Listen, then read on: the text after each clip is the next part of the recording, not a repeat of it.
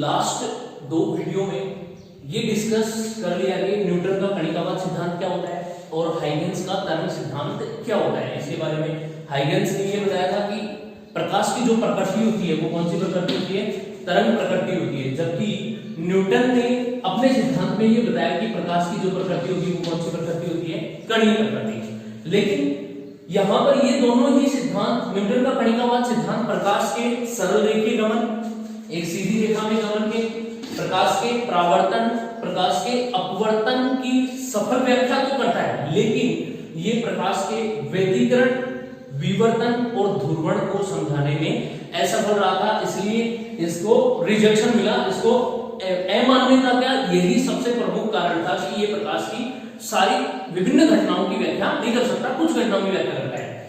इसके आगे जब हाइगेंस ने अपना तरंग सिद्धांत प्रस्तुत किया 3 साल बाद, तो तरंग सिद्धांत के आधार पर हाइगेंस ने तरंगों की प्रकृति यांत्रिक प्रकृति मानी थी और यांत्रिक तरंगों के संचरण के लिए माध्यम की आवश्यकता होती है और माध्यम में संचरित होने वाली तरंगों की प्रकृति होगी वो अनुदैर्ध्य प्रकृति होती है।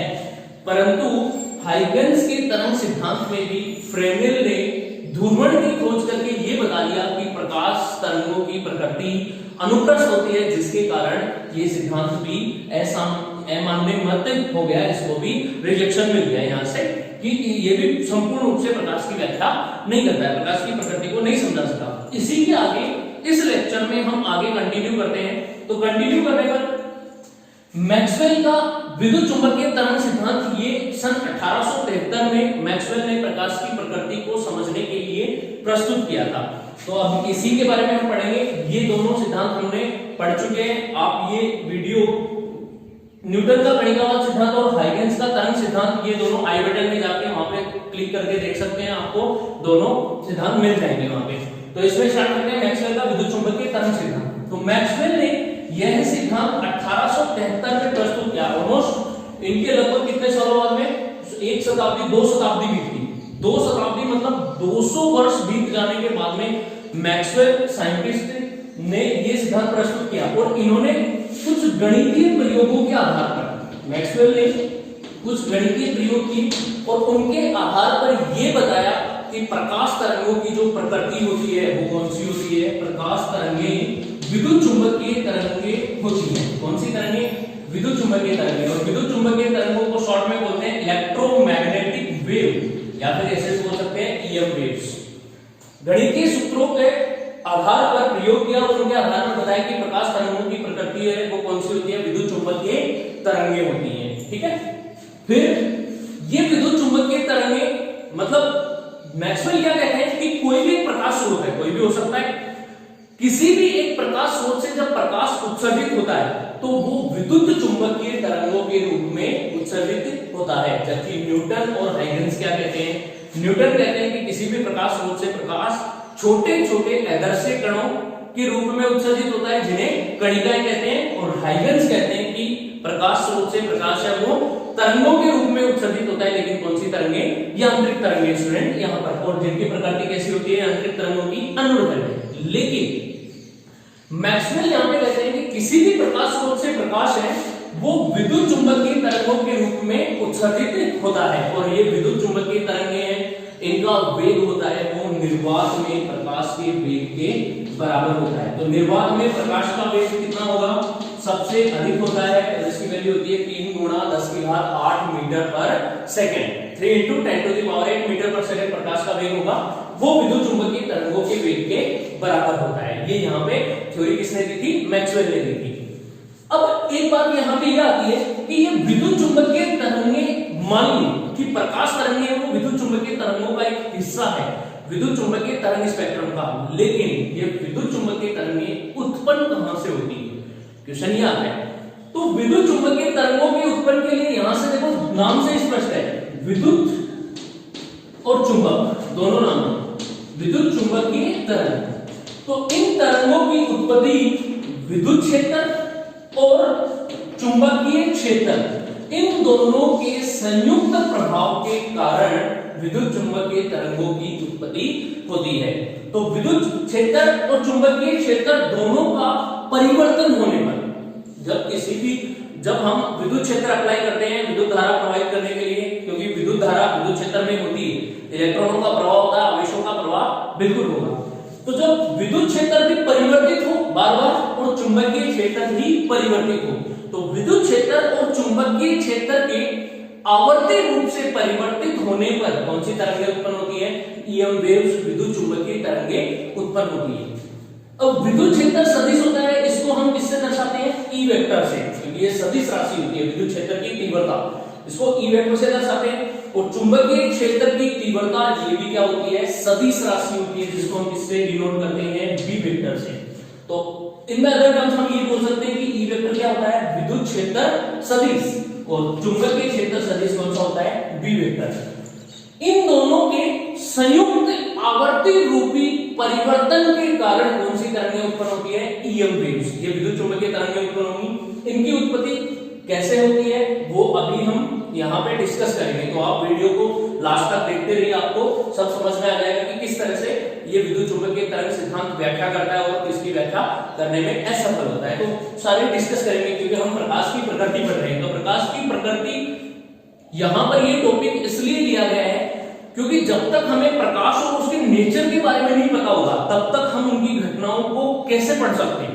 परावर्तन के बारे में, अपवर्तन के बारे में, या ऐसे तो पढ़ सकते हैं, क्योंकि पढ़ने के लिए हम कोई भी टॉपिक बीच में ले सकते हैं, लेकिन जब तक हमें प्रकाश और प्रकाश की नेचर का ही नहीं पता होगा, तब तक वहां पे हमें नॉलेज नहीं मिल पाएगा। वो एक रटने वाला मेथड हो जाएगा कि परावर्तन डेफिनेशन ये होती है, अपवर्तन ये होती है, इस तरीके से हम ये करते हैं इसमें। तो वो तो एक ठीक है, फिक्स मेथड है, वही है, उस तरह से हम पढ़ सकते हैं उसको, लेकिन यहाँ पर हमें प्रकाश की प्रकृति को जानना भी जरूरी है। तो विद्युत चुंबकीय तरंगों की उत्पत्ति के लिए अब हम टॉपिक पे आते हैं हमारे।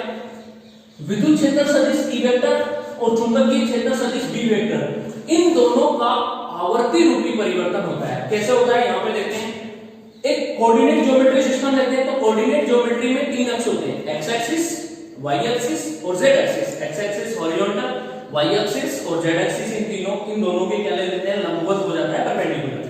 तो ये मान लेते हैं ये है एक एक्सिस ये मान लेते हैं, और एक एक्सिस ये ले लेते हैं, कोई भी ले लेते, तीन एक्सिस हो गए। ये एक्स मान लेते हैं, एक्स एक्सिस, यहाँ पे ये वाई ले लेते हैं और ये जेड ले लेते हैं। विद्युत क्षेत्र और चुंबकीय क्षेत्र सदिश दोनों परस्पर लंबवत होते हैं।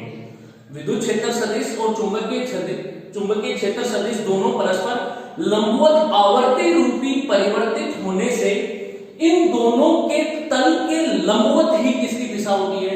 विद्युत चुंबकीय तरंग की दिशा होती है। अर्थात हम ये कह सकते हैं सिंपल भाषा में, विद्युत क्षेत्र सदिश का तल अगर ये है, ऊर्ध्वाधर तल में विद्युत क्षेत्र सदिश, और चुंबकीय क्षेत्र सदिश इस क्षैतिज तल में ऐसे हैं, तो ये दोनों परस्पर लंबवत हैं, और इन दोनों से परिवर्तन के कारण, विद्युत क्षेत्र और चुंबकीय क्षेत्र के परिवर्तन के कारण उत्पन्न होने वाली विद्युत चुंबकीय तरंगों का तल भी इन दोनों के परस्पर क्या होगा?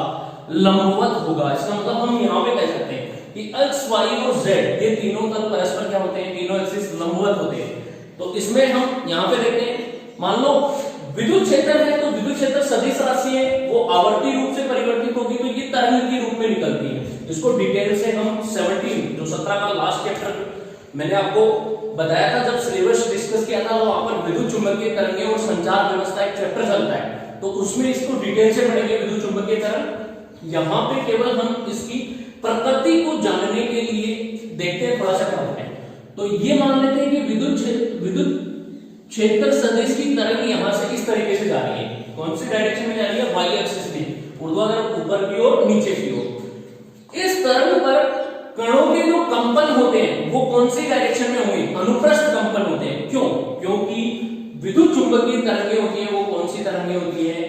अनुप्रस्थ प्रकृति की होती है। इस कारण इसमें जो विद्युत क्षेत्र सदिश के कंपन होंगे वो ऊपर की ओर होंगे, और यहाँ पर विद्युत क्षेत्र सदिश के कंपन किधर होंगे? नीचे की ओर। इसको किससे दर्शाएंगे हम? ई वेक्टर से। यह है विद्युत क्षेत्र सदिश। अब बात आती है चुंबकीय क्षेत्र सदिश क्या होगा? तो यहाँ पर विद्युत क्षेत्र ई वेक्टर और बी वेक्टर दोनों परस्पर क्या होते हैं? लंबवत। E vector perpendicular, B vector दोनों परस्पर लंबवत होंगे। तो अब चुंबकीय क्षेत्र को लेने के लिए कौन सी डायरेक्शन में ले लें? जेड डायरेक्शन में ले लें, क्योंकि विद्युत क्षेत्र तो वाई में हो गया और चुंबकीय क्षेत्र जेड में हो जाएगा, तो वाई और जेड परस्पर क्या होते हैं? लंबवत। तो यहां से ये लंबवत इस डायरेक्शन में इस तरीके से ये बना लिया। ये कौन सा है, ये ई वेक्टर, ये चुंबकीय क्षेत्र सदिश हो गया। इस तरीके से ले लेते हैं इसकी डायरेक्शन, और यहाँ पे ये इस डायरेक्शन में हो जाएगा ये। तो ये तो बन जाता है बी वेक्टर चुंबकीय क्षेत्र सदिश, और ये हो जाएगा ई वेक्टर विद्युत क्षेत्र सदिश।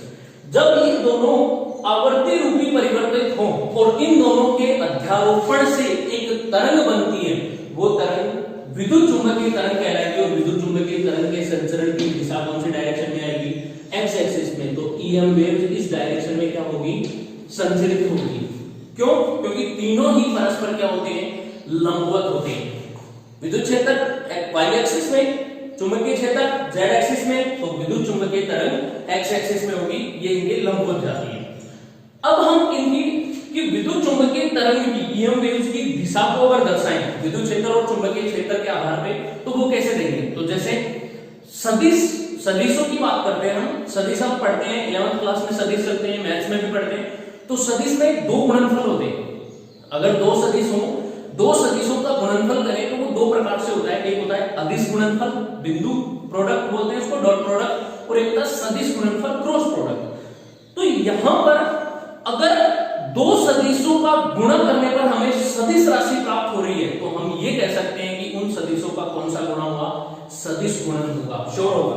क्योंकि दो सदिश है मेरे पास, मान लो एक है ए वेक्टर और एक है बी वेक्टर, दो सदिश, इन दोनों का गुणा करने पर मुझे एक राशि प्राप्त होगी है सी वेक्टर, ये सदिश राशि है। तो मैं इस बात के लिए श्योर हूं कि इन दोनों सदिशों का क्रॉस प्रोडक्ट होगा, सदिश गुणा होने पर ही सदिश राशि प्राप्त होगी। क्यों, क्योंकि क्रॉस प्रोडक्ट में परिमाण भी प्राप्त होता है और दिशा भी प्राप्त होती है, जबकि डॉट प्रोडक्ट बिंदु प्रोडक्ट में या बिंदु गुणनफल में क्या होगा, केवल अदिश राशि प्राप्त होगी।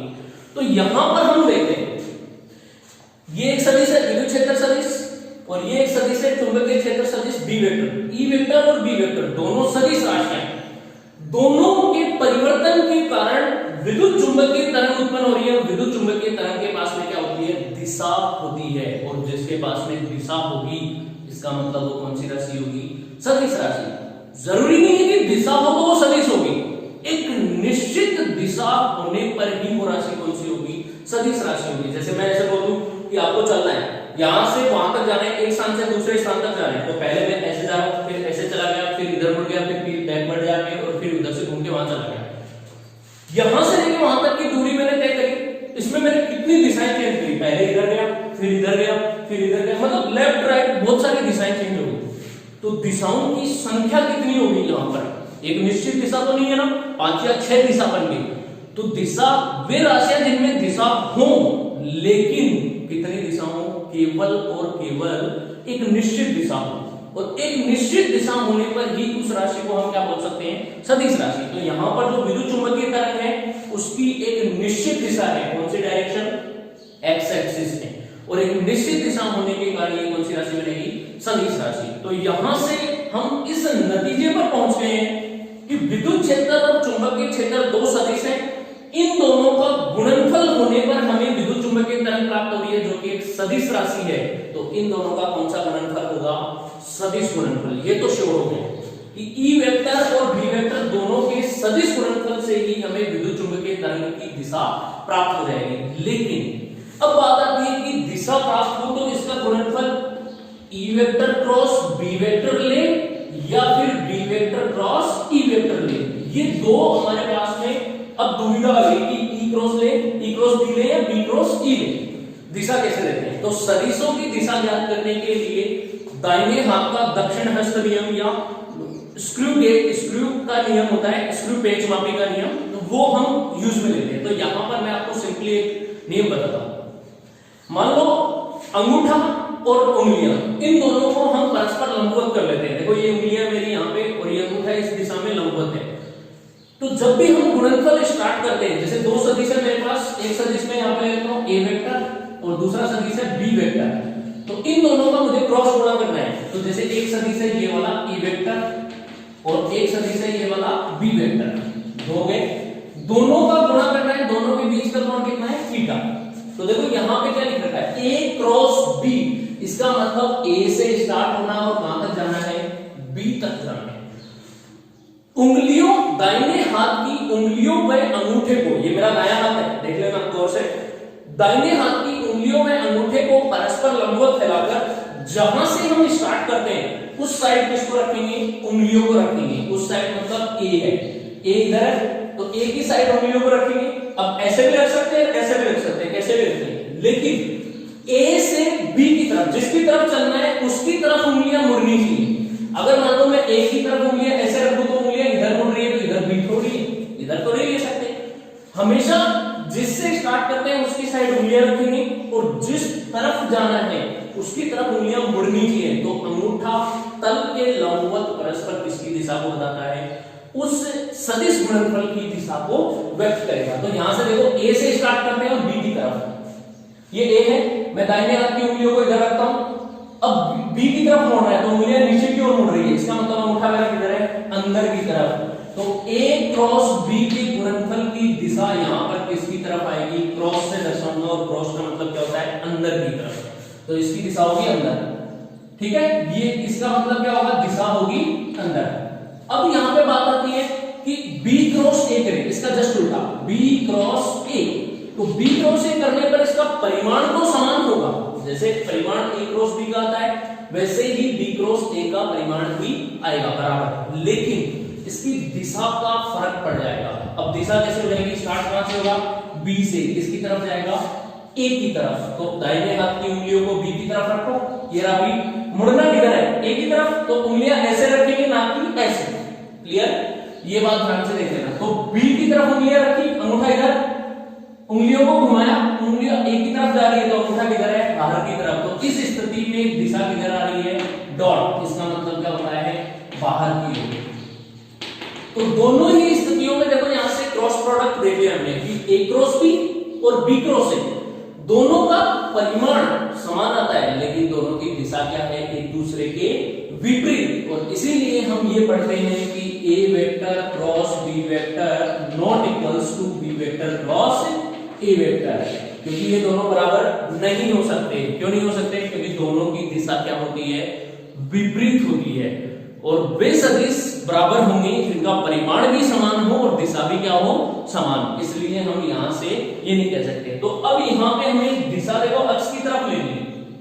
अब हम बात करते हैं अपने टॉपिक पे आते हैं कि विद्युत चुंबकीय तरंगों की दिशा किधर होगी। तो दिशा देखो अक्ष की तरफ आ रही है। अब हमें ये डिसाइड करना है कि y की तरफ है E वेक्टर और z की तरफ है B वेक्टर। तो देखो ये y एक्सिस मान लो ऊपर वाला और इधर वाला आपकी तरफ वाला z मान लो। तो मैं यहां से मेरे पास दो ऑप्शन है, दो ऑप्शन ये है कि E क्रॉस B करूं या B क्रॉस E करूं। तो सबसे पहले ये करते हैं E cross B। E cross B करेंगे तो देखो y की तरफ में E वेक्टर की तरफ दाहिने हाथ की उंगलियों को रखता हूं और z एक्सिस इधर है तो इधर घुमाता हूं, z एक्सिस मतलब B वेक्टर की तरफ। तो E vector cross B vector से घुमाता हूं तो मेरा अंगूठा कौन से डायरेक्शन में, पॉजिटिव x एक्सिस के डायरेक्शन में, एकदम एग्जैक्ट सही जा रहा है विद्युत चुंबकीय तरंग की दिशा में। इसका मतलब धनात्मक x दिशा में जाने वाली विद्युत चुंबकीय तरंग की दिशा कौन से सदिश से दी जाती है, E वेक्टर क्रॉस से B वेक्टर से दी जाती है। तो ये हमेशा यहाँ पे हम ये लिख सकते हैं कि विद्युत चुंबकीय तरंग की दिशा होगी E क्रॉस B, इस सदिश से दी जाती है। दूसरा विकल्प देखते हैं, प्रूव करते हैं कि होता है कि नहीं होता। अब देखो B क्रॉस E, B से E की तरफ चलना है तो B किधर है, Z एक्सिस में, मैं उंगलियों को इधर रखता हूं Z एक्सिस में, ठीक है, आपकी तरफ। अब यहाँ पे Z से मुझे किधर जाना है, Y की तरफ ऊपर जाना है, तो ऐसे घुमाऊंगा मैं उंगलियों को, उंगलियां ऐसे घूमेंगी तो अंगूठा देखो मेरा किधर है, इधर, मतलब जस्ट इसके ऑपोजिट इस डायरेक्शन में, माइनस x डायरेक्शन में। और जब दिशा माइनस x डायरेक्शन में होगी इसका मतलब विद्युत चुंबकीय तरंग की दिशा जस्ट क्या रहेगी, विपरीत। तो ये वाला नहीं हो सकता। अगर इसके माइनस लगा दें, माइनस B क्रॉस E, तो ये हो सकती है। क्यों, क्योंकि इसकी दिशा पीछे है, माइनस लगा के दिशा जस्ट क्या हो जाती है, ऑपोजिट, विपरीत हो जाती है, तो ये इसकी दिशा बन जाएगी। तो हमेशा विद्युत चुंबकीय तरंग की दिशा किससे दी जाती है, E वेक्टर क्रॉस से B वेक्टर से दी जाती है। तो ये विद्युत चुंबकीय तरंगों की उत्पत्ति होती है। विद्युत चुंबकीय तरंगों का वेग किसके वेग के बराबर माना, प्रकाश के वेग के बराबर, ठीक है। तो ये मैक्सवेल ने अपना विद्युत चुंबकीय तरंग सिद्धांत प्रस्तुत किया। इस सिद्धांत की खास बात ये थी कि ये हाइगेन्स के तरंग सिद्धांत द्वारा जो असफलताएं थी उनकी व्याख्या करने में ये सिद्धांत विद्युत चुंबकीय तरंग सिद्धांत सफल रहा था। जैसे हाइगेंस के तरंग सिद्धांत द्वारा ध्रुवण की व्याख्या नहीं की गई थी। क्यों? क्योंकि हाइगेंस ने यांत्रिक तरंगें माना था और यांत्रिक तरंगों की प्रकृति अनुदैर्ध्य प्रकृति होती है जो ध्रुवण की व्याख्या नहीं करती है, जबकि ध्रुवण की व्याख्या करने के लिए तरंगों की प्रकृति कैसी होनी चाहिए? अनुप्रस्थ होनी चाहिए। तो विद्युत चुंबकीय तरंगों की प्रकृति अनुप्रस्थ होने के कारण, ये अनुप्रस्थ प्रकृति की तरंगें होती है, जिसके कारण ये परावर्तन, अपवर्तन, व्यतिकरण, विवर्तन और ध्रुवण की व्याख्या करती है। इसके साथ साथ हाइगेंस के तरंग सिद्धांत द्वारा प्रकाश के विभिन्न प्रभावों जैसे प्रकाश विद्युत प्रभाव, जीमान प्रभाव, रमन प्रभाव, कॉम्पटन प्रभाव, असंगत जीमान प्रभाव और स्टार्क प्रभाव, इनकी भी व्याख्या नहीं की गई। परंतु विद्युत चुंबकीय तरंग सिद्धांत इनमें से कुछ प्रभावों को समझाने में सफल रहा था। जैसे एग्जांपल के लिए हम बात करें कौन कौन से प्रभाव इस मैक्सवेल के विद्युत चुंबकीय तरंग सिद्धांत द्वारा समझाए गए, वो थे जीमान प्रभाव, दूसरा था स्टार्क प्रभाव और एक है फैराडे प्रभाव। इन तीन सिद्धांतों की सफल व्याख्या करने में विद्युत चुंबकीय तरंग सिद्धांत सफल रहा था। यहां पर आप बात करते हैं जीमान प्रभाव की। जीमान प्रभाव क्या होता है? तो जीमान प्रभाव होता है स्पेक्ट्रमी रेखाएं होती है। जब विद्युत चुंबकीय स्पेक्ट्रम बनता है तो उसमें स्पेक्ट्रमी रेखाएं होती है। जैसे यहां पे देखते हैं कई सीरीज आती है, जैसे परमाणु से इलेक्ट्रॉनों का उत्सर्जन होने पर कुछ श्रेणियां बनती है, जैसे लाइमन श्रेणी, बामर श्रेणी, पाश्चन श्रेणी, ब्रैकेट फुंड, ये श्रेणियां होती है। तो इन श्रेणियों की जो लाइनें होती है, एक एक लाइन स्पेक्ट्रमी रेखा बोलते हैं, उनका अलग अलग होना उसे बोलते हैं विपाटन। तो जीमान प्रभाव होता है वो कि चुंबकीय क्षेत्र की उपस्थिति में विद्युत चुंबकीय स्पेक्ट्रम की स्पेक्ट्रमी रेखाओं का विपाटन, यही क्या कहलाता है? जीमान प्रभाव। जबकि स्टार्क प्रभाव क्या होगा? विद्युत क्षेत्र की उपस्थिति में स्पेक्ट्रमी रेखाओं का विपाटन कहलाता है स्टार्क प्रभाव। अब बात आती है फैराडे प्रभाव क्या होगा? तो फैराडे प्रभाव होता है यहां पर चुंबकीय क्षेत्र की उपस्थिति में ध्रुवण तल का घूम जाना। अब यहां पे ध्रुवण तल का घूम जाना, यही क्या है? फैराडे प्रभाव। अब ध्रुवण की बात हो रही है तो ध्रुवण की व्याख्या विद्युत चुंबकीय तरंगें करती है। क्यों? क्योंकि विद्युत चुंबकीय तरंगों की प्रकृति कैसी होती है?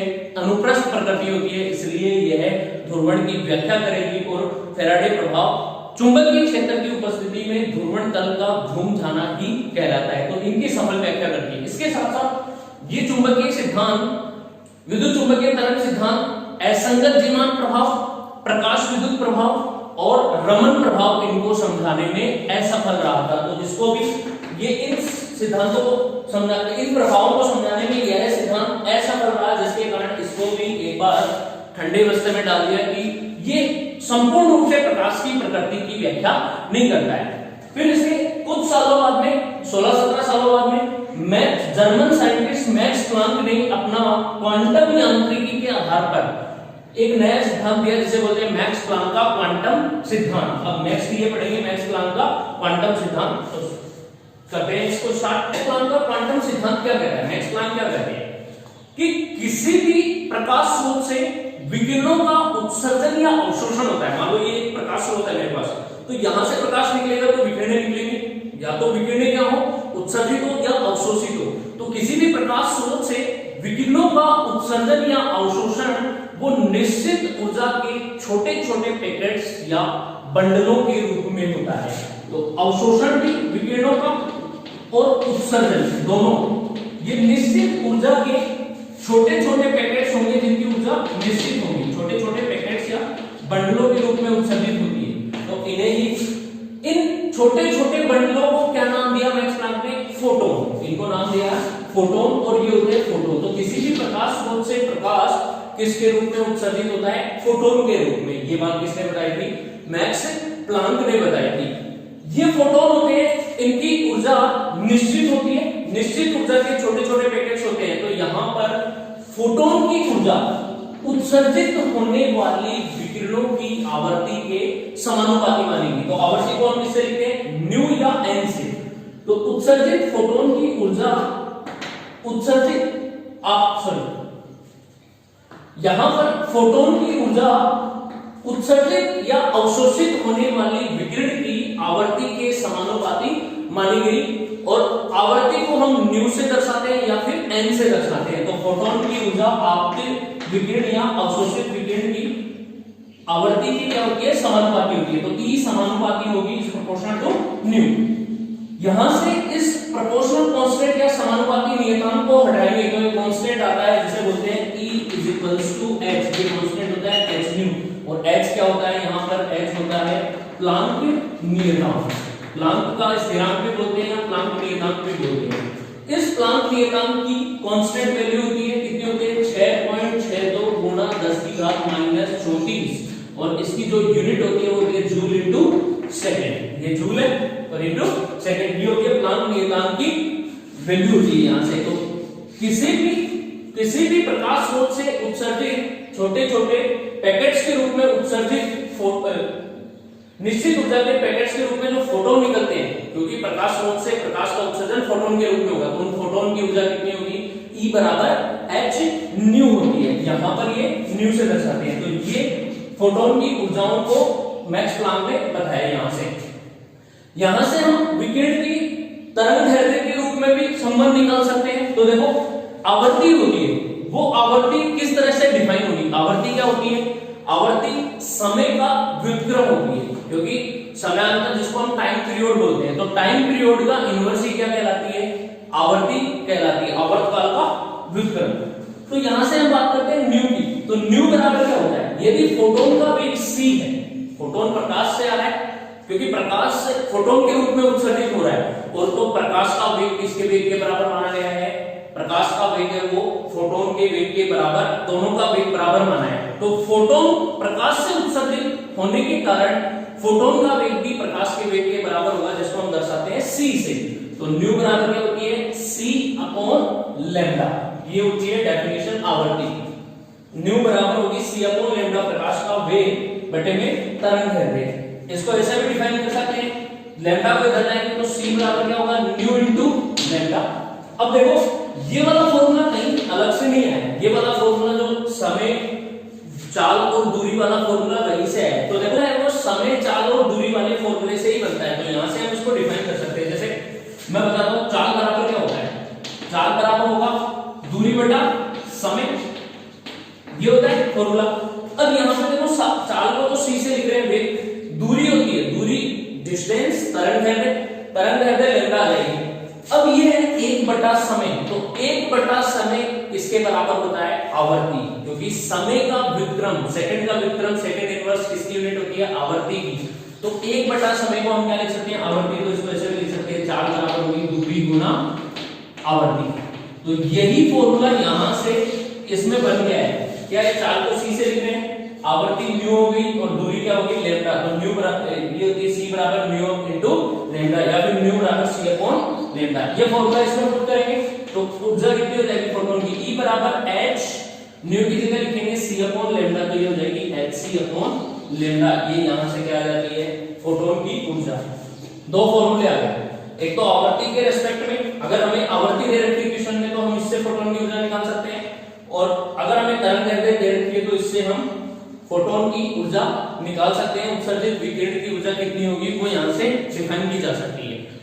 इसके बाद में ये भी बोला गया कि ये जो उत्सर्जित फोटोन है, किसी भी प्रकाश स्रोत से उत्सर्जित या अवशोषित छोटे छोटे ऊर्जा, निश्चित ऊर्जा के पैकेट जो फोटोन होते हैं, वो फोटोन एक निश्चित ऊर्जा के क्रम में आगे बढ़ते हैं या निश्चित ऊर्जा के क्रम में ही उत्सर्जित होते हैं। जैसे एक फोटोन की ऊर्जा कितनी है, यहां पे लिखो, एक फोटोन की ऊर्जा है h, तो दूसरा फोटोन निकलेगा उसकी ऊर्जा होगी वो 2h के फॉर्म में, तीसरा 3h, और इस तरह से निकलते हुए NH के रूप में निकलेगी। मतलब ये संख्या एक निश्चित क्रम में आएगी, एक के बाद एक। अगर इसमें से हम ये 2h में से ये माइनस करेंगे तो इन दोनों का अंतर, ऊर्जाओं का अंतर h के इक्वल होगा। 3h से 2h माइनस करेंगे तो ऊर्जाओं का अंतर h, मतलब निश्चित ऊर्जा अंतराल के रूप में ये फोटोन उत्सर्जित होते हैं इस क्रम में। तो ये एक के बाद एक आ रही है, तो हम यहां से क्या कह सकते हैं कि जो फोटोन होती है वो कौन सी राशि होती है, क्वांटीकृत राशि होती है, निश्चित क्वांटा के रूप में उत्सर्जित होता है। तो ये मैक्स प्लांक का सिद्धांत था। मैक्स प्लांक के सिद्धांत के द्वारा जो प्रकाश के प्रभाव बच गए, जिनकी व्याख्या ना तो हाइगेंस कर सके, ना मैक्सवेल का विद्युत चुंबकीय तरंग सिद्धांत कर सका, उनकी व्याख्या मैक्स प्लांक के क्वांटम सिद्धांत ने प्रकाश की फोटोन के रूप में कणीय प्रकृति, फोटोन होता है वो एक तरह का कण होता है, कणीय प्रकृति के रूप में उन सिद्धांत से प्रकाश के प्रभावों की व्याख्या की जा सकती है। जैसे रमन प्रभाव की व्याख्या की गई, कॉम्पटन प्रभाव की व्याख्या की गई, और इसके साथ साथ क्वांटम सिद्धांत द्वारा प्रकाश विद्युत प्रभाव की व्याख्या करने में भी ये सफल रहा था। तो इस प्रकार प्रकाश की प्रकृति को, संपूर्ण प्रकृति को समझने के लिए इन चारों सिद्धांतों का थोड़ा थोड़ा उपयोग लिया गया। चारों ही सिद्धांत प्रकाश की प्रकृति को समझाने के लिए महत्वपूर्ण थे, इनका अपना अपना अलग अलग रोल था। तो इस आधार पर हम प्रकाश की प्रकृति को समझ सकते हैं। अब यहां पर बात आती है कि प्रकाश की द्वैत प्रकृति। तो प्रकाश की द्वैत प्रकृति क्यों मानी गई? प्रकाश की द्वैत प्रकृति मानने के लिए ये चार सिद्धांत हैं इनके। अगर चारों का कंट्रीब्यूशन देखें तो 100% को अगर हम चार में डिवाइड करते हैं तो प्रत्येक का 25% बनता है कंट्रीब्यूशन। तो देखो न्यूटन का कणिकावाद सिद्धांत प्रकाश की कौन सी प्रकृति बताता है? कणीय प्रकृति। हाइगेन्स का तरंग सिद्धांत बताता है तरंग प्रकृति। मैक्सवेल का विद्युत चुंबकीय तरंग सिद्धांत भी कौन सी प्रकृति बताता है? तरंग। जबकि इन दोनों में डिफरेंस है, ये अनुदैर्ध्य तरंग मानता है हाइगेन्स का तरंग सिद्धांत, और मैक्सवेल का विद्युत चुंबकीय तरंग सिद्धांत अनुप्रस्थ प्रकृति मानता है। जबकि मैक्स प्लांक का क्वांटम सिद्धांत फोटोन के रूप में कौन सी प्रकृति मानता है? कणीय प्रकृति। तो यहां पर दो में कणीय प्रकृति आ रही है और दो में तरंग प्रकृति आ रही है। तो ये भी दुविधा होगी कि आप कौन सी प्रकृति माने, क्योंकि कणीय प्रकृति के आधार पर कुछ प्रकाश की घटनाओं और उनकी व्याख्या होती है, और तरंग प्रकृति के आधार पर भी कुछ घटनाओं और प्रभावों की व्याख्या होती है। तो यहाँ पर ये माना गया दोनों का कंट्रीब्यूशन 50-50% होने की वजह से मान लिया गया कि प्रकाश द्वैत प्रकृति शो करता है। प्रकाश की तरंग प्रकृति भी होती है और कणीय प्रकृति भी होती है। और जो प्रकाश की द्वैत प्रकृति का जो तरंग पैकेट होगा, वो तरंग पैकेट इस अंडाकार रूप में इस तरह से प्रदर्शित किया जाता है। ये अंडाकार रूप होता है इस तरीके से, ये एक अंडाकार रूप बन गया, तो ये एक तरह का एक निश्चित ऊर्जा का फोटोन बन गया, और इसके अंदर जो प्रकाश है वो तरंग के रूप में इस तरह से रहता है। तो यहां पर ये जो तरंग पैकेट है, ये जो तरंग पैकेट है, ये प्रकाश की दोहरी प्रकृति को शो करने के लिए बनाया गया, जिसमें ये इसका फोटोन के रूप में निश्चित ऊर्जा का पैकेट हो गया और इसके अंदर ये तरंग के रूप में भी प्रकृति को शो करता है। तो शो करने के लिए तरंग पैकेट बनाया गया। इस प्रकार प्रकाश की द्वैत प्रकृति की व्याख्या संभव होती है। तो इस तरह से हम समझ सकते हैं कि प्रकाश की प्रकृति कैसी होती है? ड्यूल नेचर होती है, दोहरी प्रकृति, ड्यूल नेचर, जिसको द्वैत प्रकृति भी बोलते हैं। प्रकाश दोहरी प्रकृति शो करता है। तो अभी तक हमने पढ़ा है वो प्रकाश के बारे में पढ़ा है और प्रकाश की प्रकृति के बारे में पढ़ा है। तो यहां से हम प्रकाश को अच्छे से समझ सकते हैं। अब नेक्स्ट टॉपिक जो चलेगा वो हमारा है प्रकाश की कुछ घटनाएं जो हमने पढ़ी थी। 5 घटनाएं होती है: परावर्तन, अपवर्तन, व्यतिकरण, विवर्तन और ध्रुवण। तो इन सभी 5 घटनाओं को हम एक एक डिटेल से पढ़ेंगे। तो स्टूडेंट देखिए, अभी हमने प्रकाश की प्रकृति के बारे में पढ़ा, उनके सिद्धांतों के बारे में पढ़ा है। मैक्स प्लांक का स्टूडेंट्स देखिए, अभी हमने प्रकाश की प्रकृति के बारे में पूरा डिटेल से टॉपिक देख चुके हैं। मैक्स प्लांक का क्वांटम सिद्धांत भी देख चुके हैं। उसमें एक फॉर्मूला है था कि उत्सर्जित विकिरण की आवृत्ति कैसे निकाल सकते हैं और फोटोन की ऊर्जा कैसे निकाली जा सकती है। तो उसी के बेसिस पर हम यहाँ पर एक क्वेश्चन लेते हैं। अगर मान लो सपोज करो हमें एक क्वेश्चन दे रहे हैं, यदि किसी प्रकाश के किसी विकिरण की तरंगदैर्घ्य 6000 एंगस्ट्रॉम हो तो विकिरण की आवृत्ति और फोटोन की ऊर्जा क्या होगी, ये ज्ञात कर रहे हैं। तो यहां से देखो, इसका जब भी सॉल्यूशन करेंगे तो सॉल्यूशन करने के लिए हमारे पास क्या नियम है? तरंगदैर्घ्य गिवन है, तो तरंगदैर्घ्य इक्वल लैम्डा इक्वल टू कितनी दे रखी है? 6000 एंगस्ट्रॉम। ये हमें तरंगदैर्घ्य दे रखी है। अब हमें निकालनी है विकिरण की आवृत्ति और ऊर्जा। तो विकिरण की आवृत्ति निकालनी है, तो आवृत्ति और तरंगदैर्घ्य में संबंध क्या होता है? तो विकिरण की आवृत्ति का फॉर्मूला न्यू बराबर क्या होता है? न्यू बराबर c अपॉन लैम्डा। क्योंकि यहां पे तरंगदैर्घ्य दे रखी है तो तरंगदैर्घ्य की वैल्यू यहां पर रख देंगे, और c है वो फोटोन का वेग होगा, किसके बराबर होता है? प्रकाश के वेग के बराबर। तो इनकी वैल्यू कितनी होगी? 3 × 10⁻⁸ अपॉन में लैम्डा की वैल्यू कितनी की बने? 6000 एंगस्ट्रॉम। देखो एंगस्ट्रॉम का मतलब क्या होता है? 1 एंगस्ट्रॉम बराबर होता है 10⁻⁻10 मीटर। और नैनोमीटर की बात करें तो 1 नैनोमीटर बराबर होगा 10⁻⁹ मीटर। ये कुछ परिवर्तन गुणांक होते हैं, इनमें बहुत सारे आते हैं। जैसे परिवर्तन गुणांक की बात करें, 1 माइक्रोमीटर बराबर होगा 10 की घात -6 मीटर और 1 मिलीमीटर होता है 10 की घात -3 मीटर। ये 11th क्लास में स्टार्टिंग में जब भी हम बेसिक्स पढ़ते हैं फिजिक्स के, वहां पे ये परिवर्तन गुणांक बताए जाते हैं। तो यहाँ पर ये वैल्यू रख देते हैं 6000 इनटू में 10 की घात -10, क्योंकि एंगस्ट्रॉम में यहां से देखो 3 जीरो ये रहे तो 10 की पावर 3 तो ये हो जाएगी और 10 की पावर -10 ये -10 में से 3 माइनस करेंगे तो कितनी हो जाएगी -7।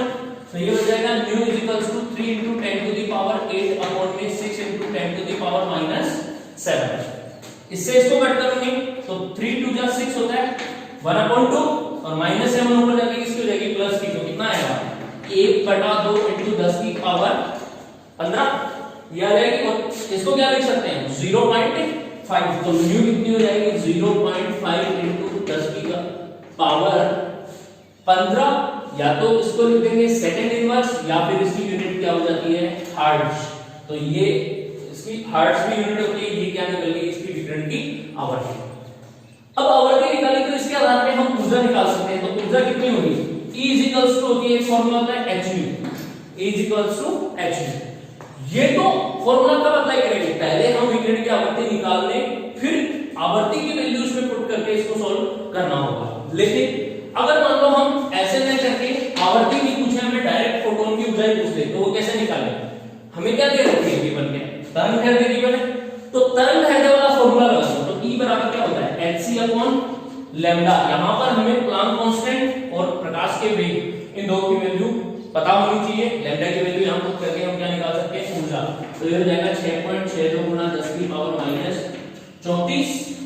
C की वैल्यू कितनी आएगी C अपॉन लैम्डा, तो C अपॉन लैम्डा की वैल्यू यहां से हम निकाल चुके हैं। ये वैल्यू या तो यहां पे डाल दो पुट करो या फिर इसकी वैल्यू न्यू की वैल्यू यहां से पुट कर दो। तो मैं इसी फॉर्मूले की वैल्यू पुट कर रहा हूं, क्यों, क्योंकि न्यू होती है C upon lambda, C upon lambda की वैल्यू हम यहां से कैलकुलेट कर चुके हैं। तो 0.5 की जगह मैं 1/2 लिख देता हूं 10 की घात 15।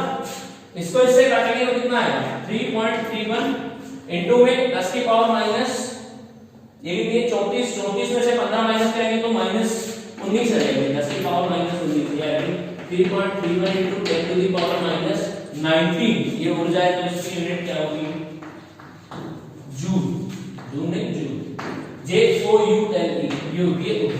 तो इस तरीके से हम इसको फाइंड आउट कर सकते हैं। यहां से ये विकिरण की ऊर्जा और आवृत्ति दोनों ही निकाली, विकिरण की ऊर्जा यहां से विकिरण की ऊर्जा और आवृत्ति दोनों ही फाइंड आउट की जा सकती है। Thank you.